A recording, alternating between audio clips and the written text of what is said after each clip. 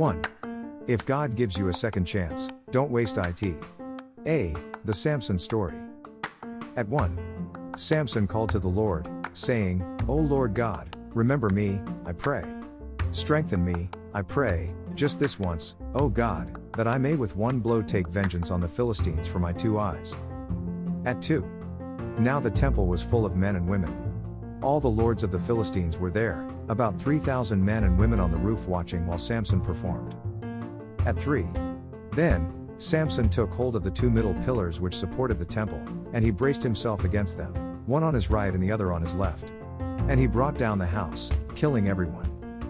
B. Only God knows. At 1. This is a comforting fact, because God can take a person who made mistake after mistake and still use him or her. At 2.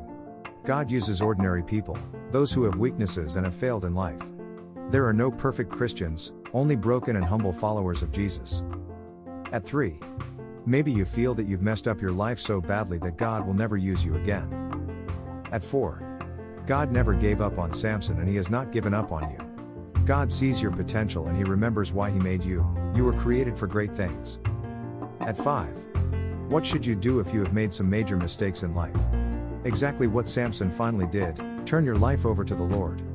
Give him all the pieces of your brokenness and allow him to rebuild your life to be something that will be to his glory.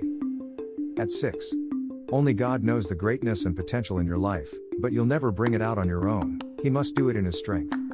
Allow him to have full control over your life today. C. If God gives you a second chance, what must you do? At 1. If God gives you a second chance in life, don't waste it, since our lives are like vapor that appears for a brief moment and then departs. We must count our days in order to develop a wise heart. Psalm 90:12. D. Why should we give people a second chance?